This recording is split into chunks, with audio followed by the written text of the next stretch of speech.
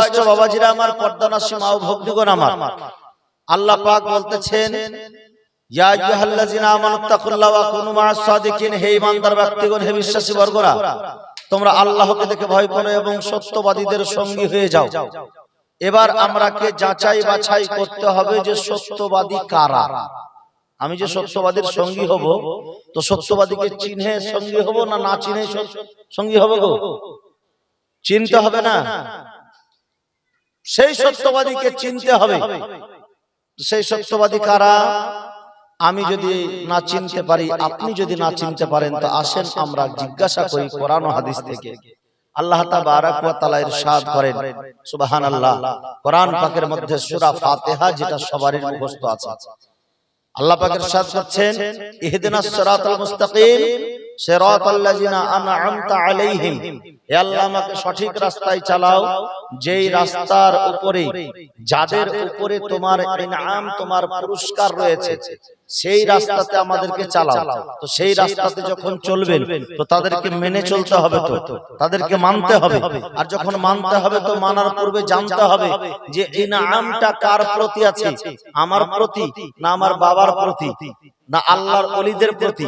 কার প্রতি ঈমান আছে, কি বলে, কার প্রতি ইনআম রয়েছে, কার প্রতি পুরস্কার রয়েছে? আল্লাহর কোরআন বলতেছে, আনআমাল্লাহু আলাইহিম মিনান নাবিয়্যিনা ওয়াস সিদ্দিকিনা ওয়াস শুহাদা ওয়াস সালিহিন। জোরে বলুন সুবহানাল্লাহ। চার কোয়ালিটির লোকের উপরে আল্লাহর ইনআম রয়েছে, চার কোয়ালিটির লোকের উপরে আল্লাহর পুরস্কার রয়েছে। পুরস্কৃত বান্দা আল্লাহর চার কোয়ালিটি লোক। এক নম্বর হচ্ছে নবীন, অর্থাৎ নবীগণ। তো এখন কি নবীকে পাওয়া যাবে? এখন নবীদের সঙ্গী পাওয়া যাবে? নবী জীবিত আছে বটেন। আমরা আহলুস সুন্নাত ওয়াল জামাতের আকীদা, জিন্দা নবী, হায়াতুন নবী। আমাদের নবী মরে যায়নি, শেষ হয়ে যায়নি, মাটির সঙ্গে মিশে যায়নি। যাদের নবী মরে গেছে তারা মরা চিন্তা করুক, কিন্তু আমাদের নবী জিন্দা নবী। আমাদের আলা হযরত আজিমুল বারাকাত আলাইহি রাহমাতুর রাজওয়ান বারেলির মাটি থেকে বলতেছেন, তু জিন্দা হে ওয়াল্লাহ, তু জিন্দা হে ওয়াল্লাহ, মেরে চশমে আলম से छुप जाने वाले चमक तुझसे पाते हैं सब पाने वाले, मेरा दिल भी चमका दे चमकाने वाले। জোরে বলুন সুবহান। তো সেই জিন্দা নবী, হায়াতুন নবীকে আমাদের আছে, তারপরে আমরা এখন নবীর সঙ্গী নই। নবীর যারা সঙ্গী হয়েছেন তারা সাহাবী রাসূল হয়েছেন, নবীদের সঙ্গী হওয়ার কথা বলেছেন। নবীন সিদ্দিকিন হচ্ছেন যারা সাহাবী রাসূল, যারা সত্যবাদী, তাদেরকে বলা হয় সিদ্দিকিন। সেই সিদ্দিকিনদের সঙ্গীর কথা বলা হয়েছে। আল্লাহ তাবারাক ওয়া তাআলা বলেছেন, ওয়াস শুহাদা ওয়া সালিহিন, যারা শহীদ হয়েছে বদরের যুদ্ধে, খন্দকের যুদ্ধে, উহুদের যুদ্ধে, ইয়ারমুকের যুদ্ধে, যারা আওতাসের যুদ্ধে, যারা উহুদের যুদ্ধে যারা শহীদ হয়েছেন, কারবালার প্রান্তরে যারা শহীদ হয়েছেন, সেই শহীদগণ হচ্ছেন সত্যবাদী, তাদের সঙ্গী হওয়ার কথা বলা হয়েছে। চতুর্থ নম্বরে রয়েছে সালেহীন, অর্থাৎ নেককার বান্দা, যারা পৃথিবীতে সিলসিলা চলে আসছে একদিক থেকে। আমাদের আখেরি পয়গম্বর জনাব মুহাম্মদ রাসূলুল্লাহ সাল্লাল্লাহু তাআলা আলাইহি ওয়াসাল্লামের পরে সাহাবী, সাহাবীর পরে তাবেঈ, তাবেঈর পরে তাবেঈ, আইমায়ে মুজতাহিদিন, সালফে সালেহিন, বুজরুগানে দিন। আল্লাহু আকবার। এই যে সালেহিনরা, তাদের যে একটা দরজা চলে আসছে, যুগে যুগে আল্লাহর ওলি এসেছে আর এখনো আছে, আর কিয়ামত পর্যন্ত আল্লাহর ওলি থাকবে। এই আল্লাহর ওলিদের সঙ্গী হওয়াটার কথা আল্লাহ পাক কোরআনের মধ্যে বলতেছেন, ইয়া আইয়ুহাল্লাযিনা আমানুত্তাকুল্লাহ ওয়া কুনু মা'আস সাদিকিন, হে ঈমানদার ব্যক্তিগণ, হে বিশ্বাসী বর্গরা, তোমরা আল্লাহকে দেখে ভয় করো এবং সত্যবাদীদের সঙ্গী হয়ে যাও। জোরে বলুন সুবহানাল্লাহ। এই আল্লাহর ওলিদের ভয় আর সত্যবাদীদের সঙ্গী হয়ে যাওয়া, আল্লাহকে দেখে ভয় করলে আমাদের কি হবে, আর সত্যবাদীদের সঙ্গী বা আমরা কেন হব? আল্লাহ তো বলেছেন হতে, হ্যাঁ বাবা, কিন্তু কেন হব? প্রশ্নটাও বুঝেন আর উত্তরটাও বুঝেন। কোন ব্যক্তি যদি আল্লাহকে দেখে ভয় করে, তো সে নেকি করবে না গুনাহ করবে? নেকি করবে। কেউ যদি আল্লাহকে দেখে ভয় করে তার পাহাড় সমতুল্য নেকি হবে। কি করে আপনি বলতে পারেন যে মাওলানা সাহেব কেউ যদি আল্লাহকে দেখে ভয় করে তার পাহাড় সমতুল্য নেকি কি করে হবে? পাহাড় সমতুল্য নেকি কিভাবে হবে শুনুন। কেউ যদি আল্লাহকে দেখে ভয় করে, আল্লাহকে দেখে যার ভয় হবে সে কোনোদিন চুরি করবে গো? চুরি করবে?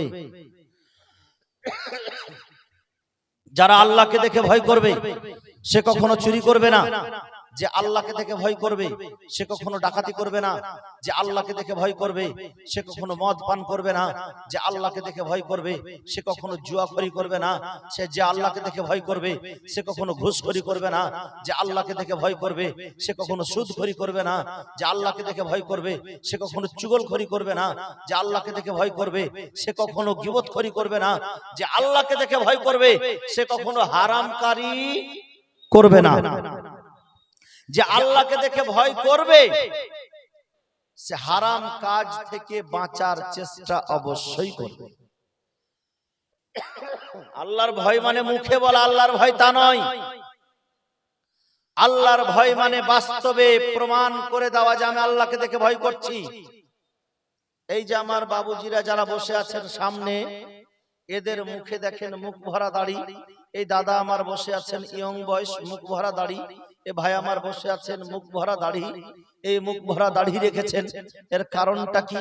এর কারণ হচ্ছে এটা যে আমার নবীজি বলে দিয়েছেন দাড়ি রাখাটা সুন্নাত, তোমরা দাড়ি বাড়াও। নবীর কথা আল্লাহর নবী নিজে বলেন, ইবনে মাজাহ শরীফের হাদিস প্রথম খণ্ডেই আমার নবীজি বলতেছেন, হে আমার সাহাবীগণ শোনো, যেটা আমি তোমাকে দিই সেটা নাও, যেটা আমি নিষেধ করি সেটা থেকে দূরে থাকো। আর আমার কথাই আল্লাহর কথা, আমি যেটা বলি, আমি যেটা হুকুম করি সেটা আল্লাহর হুকুম হয়ে যায়, আমি যেটা নিষেধ করি সেটাতে আল্লাহর নিষেধ হয়ে যায়। জোরে বলুন সুবহানাল্লাহ। তো এই নবীর ফরমানটা মানা মানে আল্লাহকে মানা। এই নবীর ফরমানটা মানা। নবীকে আমরা ভালোবাসি, আমরা নবীর উম্মত, নবীর আখিরি উম্মত আমরা। আর এই উম্মতেরা নবীর কথাকে পালন করে। এই বেরাদারের ইসলাম নবীর প্রতি ভালোবাসা আছে। নবীজির চেহারা মোবারকে দাড়ি মোবারক ছিল, এই দাড়ি মোবারক নবীজির রাখা সুন্নত। এই একটা সুন্নতকে পালন করার জন্য ইয়ং বয়সে আপনি দাড়ি রেখেছেন, ইয়ং বয়সে আপনি দাড়ি রেখেছেন, যুবক বয়সে আপনি দাড়ি রেখেছেন বেরাদারের ইসলাম। কিন্তু সুবহানাল্লাহ, এই দাড়িটা রেখেছে একমাত্র নবীর মোহাব্বতে, খোদার ভয়ে। যদি আমার মুখে দাড়ি না থাকে নবীর ফরমানের লঙ্ঘন করা হবে, নবীর কথার আদেশ না পালন করা হবে। আর নবীর আদেশ যদি আমরা পালন না করি আল্লাহর কাছে জবাব দিতে হবে। এই বেরাদারের ইসলাম, সে আল্লাহর কাছে জবাব যে আমরা দেব তার আগে আমাদেরকে আল্লাহর নবীর ফরমানটা নিজের করে নিতে হবে, আল্লাহর নবীকে মেনে নিতে হবে। জোরে বলুন সুবহানাল্লাহ। তো যারা খোদার ভয় করেছে তারাই কিন্তু মুখে দাড়ি রেখেছে। এবার যে বলবেন যে যাদের মুখে দাড়ি নাই, এ ভাই আমার হাসছে, দুঃখ করিয়েন না ভাই, আমি খুব মোহাব্বতে কথা বলি ভাই, দুটো কথা যেন আপনাদেরও হেদায়েত হয়। কোন ভাই যদি মনে করে যে আমার মুখে তো দাড়ি নাই, তো আমি কি খোদাকে দেখে ভয় করি না? আপনি তো বলবেন যে ছিল একটা মালদা থেকে মুফতি সাহেব বলে যে খোদাকে দেখে যারা দাড়ি রাখেনি তারা ভয় করে না। শুধু দাড়ি রাখেনি বলে লয়, যারা খোদাকে দেখে ভয় করবে তারা তো এই সমস্ত কাজ করবে না যেটি বললাম। তো তারা কি করবে? তারা কি করবে? তারা কি কাজ করবে শুনুন। যারা আল্লাহকে দেখে ভয় করবে সে 5 ওয়াক্তের নামাজ পড়বে। যে আল্লাহকে দেখে ভয় করবে সে রমজান মাসের রোজা রাখবে। যে আল্লাহকে দেখে ভয় করবে সে মাল দৌলত থেকে যাকাত বের করবে। যে আল্লাহকে দেখে ভয় করবে সে হজ করার ক্ষমতা থাকলে হজ করবে। যে আল্লাহকে দেখে ভয় করবে সে তাহাজ্জুদের নামাজ পড়বে। যে আল্লাহকে দেখে ভয় করবে সে নফল রোজাও রাখবে। যে আল্লাহকে দেখে ভয় করবে সে কখনো হারামের দানা খাবে না, সে হালাল রিজক খাবে। যে আল্লাহকে দেখে ভয় করবে সেই ব্যক্তি রাসূল পাকের প্রত্যেকটা ফরমানকে মানার চেষ্টা করবে এবং নিজের জীবনকে সুন্নতে রাসূলের উপরে আমল করার চেষ্টা করবে। জোরে বলুন সুবহানাল্লাহ। আচ্ছা, এবার হলো যে খোদার ভয়ের দলিল হলো এটা। আল্লাহকে দেখে ভয়। আচ্ছা, এখন এমনও মানুষ আছে না বাপ, যারা 5 ওয়াক্তের নামাজ পড়ে বটে, কিন্তু নামাজ পড়ার পরে আবার তাদের মুখ থেকে মিথ্যা কথা ছুটে না। যে ব্যক্তি 5 ওয়াক্তের নামাজ পড়ে তাকেই দেখেন আবার চায়ের দোকানে বসে বসে চুগলখড়ি করে, গীবতখড়ি করে। এরকমও লোক আছে না বাপ? আর আবার এমনও লোক আছে যে নামাজ পড়ার পরে কোন রকম সুযোগ পেলে আবার অন্য নামাজিদের জুতা চুরি করে নিয়ে পালায়। এরকমও নামাজি আছে। নামাজ পড়লে আত্মা মন পবিত্র করে নিতে হবে। ইন্নাস সালাতা তানহা আনিল ফাহশাই ওয়াল মুনকার। যারা নামাজ পড়ে নামাজ তাদেরকে খারাপ কাজ থেকে বিরত রাখে। যারা নামাজ পড়ে নামাজ তাদেরকে বুরাই থেকে বিরত রাখে, দূরে রাখে। যখন নামাজ আপনি পড়তে আরম্ভ করবেন, আপনার জন্য কয়েকটি জিনিস একেবারে অপরিহার্য হয়ে যাবে। আপনি যখন মসজিদে যাবেন, আপনি তাকাবেন আপনার জামা পরিষ্কার আছে কিনা, আপনি তাকাবেন আপনার শরীর পবিত্র আছে কিনা, আপনি যেই জায়গাতে নামাজ পড়বেন সেই জায়গাটা পবিত্র আছে কিনা। যখন আপনি নামাজ পড়তে গেলেন তো শরীরের পবিত্রতা চেক করলেন, কাপড়ের পবিত্রতা চেক করলেন, তার সঙ্গে সঙ্গে একটা পবিত্রতা চেক করতে হবে আরো, যে আপনার মনটা পবিত্র আছে কিনা। এই মনটা পবিত্র আছে কিনা এটাও আপনাকে চেক করতে হবে। আর আজকে আপনি উরস পালন করেছেন, এই উরস পালন করাটা কতদূর সঠিক এটা কিন্তু আমি বলবো আজকে।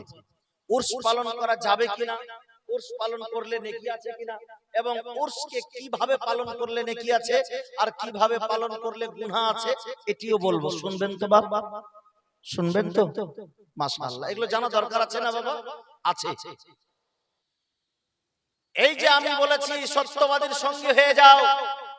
যখন একজন মানুষ আল্লাহকে দেখে ভয় করবে, হারাম কাজ থেকে দূরে যাবে আর আল্লাহর হুকুমকে পালন করবে, তো যখন হারাম কাজ থেকে দূরে যাবে, আল্লাহ যেটা নিষেধ করেছে সেইখান থেকে যখন দূরে যাবে, আল্লাহ নিষেধ করে দিয়েছে তুমি জুয়া খেলিও না, জুয়া খেলা বন্ধ করে দিল। তুমি শরাব পান করিও না, শরাব পান করা বন্ধ করে দিল। তুমি চুরি করিও না, চুরি করা বন্ধ করে দিল। এক কথায় যত হারাম কাজ আছে সব কাজকে যখন ত্যাগ করলো, তো আল্লাহর হুকুম পালন করার জন্য নেকি পাবে কিনা? পাবে।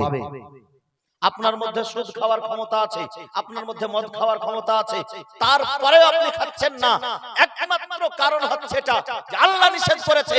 আর আল্লাহর নিষেধের উপরে আপনি যখন আমল করলেন, আল্লাহ পাক তার বদৌলতে আপনাকে সওয়াব দান করবে। জোরে বলুন সুবহানাল্লাহ। এই একটা নেকি হচ্ছে যখন আপনি আল্লাহর হুকুম পালন করবেন, আল্লাহকে দেখে ভয় করবেন।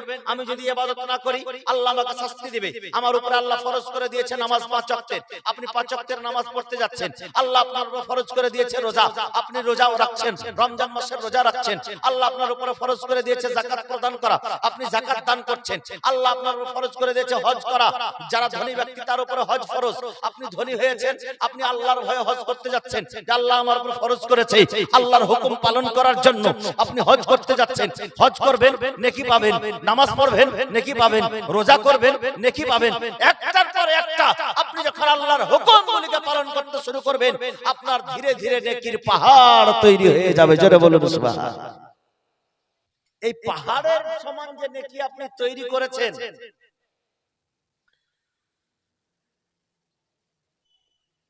আল্লাহ পাক দ্বীনের ইসলাম ধর্মের যারা মান্যকারী, যারা মুসলমান, এই মুসলমানদের জন্য একটা চিরশত্রু তৈরি করেছে। জানা আছে বাপকে?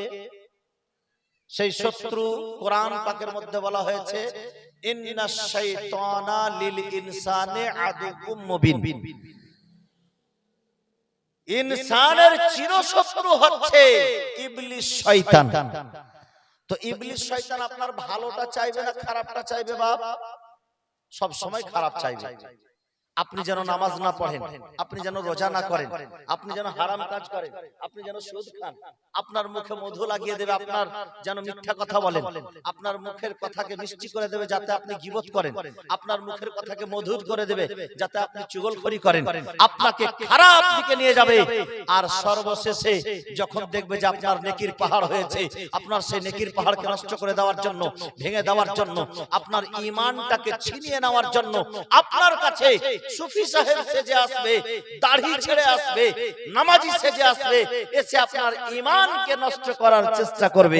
ওই ঈমানকে নষ্ট করার যখন চেষ্টা করবে, তখন যদি আপনি কোনো আল্লাহর ওলির সোহবতে থাকেন, তখন যদি কোনো আপনার যদি মহব্বত আল্লাহর ওলির সঙ্গে থাকে, কোনো পীর বাবার সঙ্গে থাকে, সেই পীর বাবার ওসিলায় আল্লাহ তাবারক ওয়া তাআলা আপনাকে শয়তানের হাত থেকেও বাঁচাবে। সুবহানাল্লাহ। একজন পীর, একজন বিখ্যাত আল্লাহর ওলি, যার নাম হচ্ছে হযরতে ফখরুদ্দীন রাজি, যিনি সুবহানাল্লাহ তাফসীরে কবির লিখেছেন। এ আমাদের মতো কোনো ছোট ছোট আলিম ছিলেন না, বিখ্যাত আলিমে দ্বীন ছিলেন, বিখ্যাত ইমাম ছিলেন, এবং সুবহানাল্লাহ বিখ্যাত আল্লাহ তাবারক ওয়া তাআলার ওলি ছিলেন, যিনি তাফসীরের কিতাব লিখেছিলেন। ইমাম ফখরুদ্দীন রাজি, নামটা মনে থাকবে বাপ, ইমাম ফখরুদ্দীন রাজি। আর ওনার পীর ও মুর্শিদের নাম হলো নাজমুদ্দিন কুবরা, ইমাম নাজমুদ্দিন কুবরা।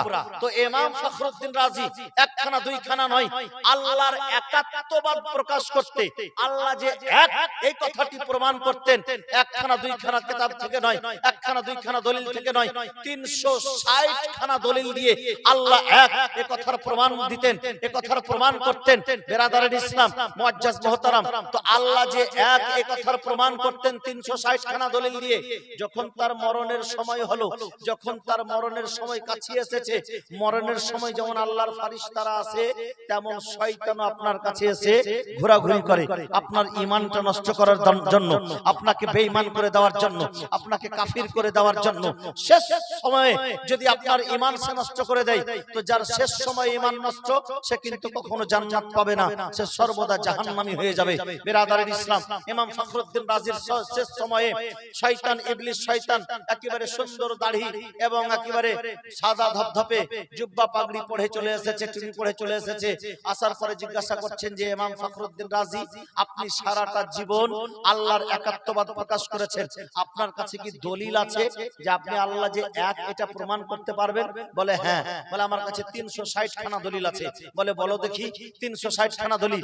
ইমাম ফখরুদ্দীন রাজি একটার পর একটা দিতে আছেন। কুল হুয়াল্লাহু আহাদ, আল্লাহ এক, আল্লাহ ছাড়া কোনো মাবুদ নয়। ওয়া ইলাহুকুম ইলাহু ওয়াহিদ, আল্লাহ আমার এবং আপনার সকলেরই আল্লাহ হচ্ছে এক। এই করতে করতে 360 খানা দলিল ইমাম ফখরুদ্দীন রাজি আলাইহি রাহমাতুল্লাহ রিজওয়ান দিয়েছিলেন। কিন্তু ইবলিস শয়তান এক সময় মুআল্লিমুল মালায়েকা ছিল, ফেরেশতাদের টিচার ছিল, ফেরেশতাদের লিডার ছিল, ফেরেশতাদের সর্দার ছিল। এই ইবলিস শয়তানের কাছেও ইলম কম নাই। ইবলিস শয়তান একটা একটা করে 360 খানা দলিল তার রদ করে দিল, বাতিল করে দিল। ইমাম ফখরুদ্দীন রাজি চিন্তায় চিন্তিত, ইয়া আল্লাহ, আমি সারাটা জীবন 360 খানা দলিল দিয়ে এসেছি যে আল্লাহ এক, কিন্তু শেষের সময় আল্লাহ যে এক এই কথার প্রমাণ তিনি 360 খানা দলিল তার বাতিল করে দিয়েছে। এইবার কোথায় থেকে দলিল দিবেন? কিন্তু সুবহানাল্লাহ, তারই পীর ও মুর্শিদ বহু দূর জায়গাতে 100 কিলোমিটার 1000 কিলোমিটার দূরে তিনি ওযু করছিলেন। ওযু করতে করতে হঠাৎ করে মুরাকাবায় গেলেন, বুঝতে পারলেন যে আমার একজন খাস মুরিদ, যার নাম হচ্ছে ইমাম ফখরুদ্দীন রাজি, জবরদস্ত আলিম, মুফাসসিরে কোরআন, তাকে শয়তান নিজের চক্রান্তে ফেলে দিয়েছে, শয়তান নিজের আয়ত্ত করে নিয়েছে। শয়তানের কাছে সে উত্তর দিতে পারছে না, লাজবাব হয়ে গিয়েছে। 360 খানা দলিল দেওয়ার পরেও সে 360 খানা দলিল কেটে দিয়েছে, রদ করে দিয়েছে, বাতিল করে দিয়েছে। ইমাম নাজমুদ্দিন কুবরা দূর জায়গা থেকে তার মুরিদ ইমাম ফখরুদ্দীন রাজিকে বলতেছেন, বেটা ফখরুদ্দীন, তুমি এই কথা বলে দাও যে আমি বিনা দলিলে খোদাকে এক মানি। জোরে বলুন সুবহানাল্লাহ। আমি বিনা দলিলে খোদাকে এক মানি। যেমন এই কথা বলে দেওয়া যে আমি বিনা দলিলে খোদাকে এক মানি, এই এক মানি কথাটা বললেন আর তার ইন্তেকাল হলো। পড়ুন ইন্না লিল্লাহি ওয়া ইন্না ইলাইহি রাজিউন। আচ্ছা, দলিল, বিনা দলিলে আমি খোদাকে এক মানি, এই কথা বলা মাত্রই তার কিন্তু ইন্তেকাল। তার মানে এটাই হলো যে সে এক মেনে ইন্তেকাল করলো, অবশ্যই জান্নাতি। এক মেনে ইন্তেকাল করলো যে আল্লাহ এক। এই যে আল্লাহ এক মানি, তার পীর মুর্শিদ দূর জায়গা থেকে তাকে সাহারা করলেন। তো আল্লাহর ওলিদের সঙ্গী হলে লাভ হবে না লস হবে? লাভ হবে। বেরাদারের ইসলাম, আপনাদের এই এলাকায় জলসা খুব মনে হয় ভালোবাসে না কি গো বাপ? মানে কিছু লোককে দেখলাম উঠে গেল, যা উঠে যেতেই পারে, প্রয়োজন হতে পারে। আর লোক সংখ্যাটাও খুব কম হয়েছে। আজকে যে মেলা দেখতে পাচ্ছেন বাইরের সামনে, এই যে মেলা মেলা লেগে আছে না বাবা আপনাদের গ্রামে? আছে বাবা, না বললেও হয় না, কারণ যে আমরা বলতে এসেছি শরীয়তের কথা। আজকে আমাদের যা ছেলে মেয়েদের পরিবেশ পরিস্থিতি, এরা মেলাতে ঠিকই ঘুরতে পারবে, এ আমাদের মুসলমান মেলাতে ঠিকই যেতে পারবে, কিন্তু মাহফিলে এসে বসার, ওই মেলাতে আল্লাহর লানত বর্ষিত হচ্ছে আর মাহফিলে আল্লাহর রহমত বর্ষিত হচ্ছে, দুটা দুরকম হলো কিনা? এই জলসার মাহফিলে গ্রামবাসীকে মেলা বসতে না দেওয়াটাই উত্তম। মেলা বসতে দিতে হবে না। মেলা বসিয়ে আপনার নেকির ব্যাঘাত ঘটছে। যতটুকু নেকি আপনি করতেন তার থেকে আপনার নেকিটা কমিয়ে দিয়ে গুনহার কাজটাই হয়তো বেশি হচ্ছে, হয় না বাপ? আমাদের এরিয়াতেও মেলা বসে, আমরা জানি, আমরা বলে যাচ্ছি, মানুষও বলছে মৌলভী সাহেব বলে যাক, আমরা বসিয়ে যাব, দেখা যাক। হ্যাঁ, মানে মৌলভী সাহেবের বলার কাজ আছে বলছে, আর আমাদের বসার কাজ আমরা বসাচ্ছি। বাপ আমার শুনে দুঃখ লাগে না তো আমার কথা? আমার কথা শুনে দুঃখ করছেন না তো? দুঃখ করিয়েন না বাপ। এর কারণ হলো এটা, যে দুঃখ না করার কারণ হলো যে আমরা যে কথাগুলা বলি বা স্টেজে একটা জিম্মেদার, এটা রাসূলের স্টেজ, এই জিম্মেদারির সঙ্গে যদি কোনো কথা বলি বাপ, যদিও মানতে না পারেন, যে হয়তো মানতে পারলেন না, অভ্যাস পরিণত হয়ে গেছে, কিন্তু কথাটাকে ভুল মনে করা বা কথাটাতে দুঃখ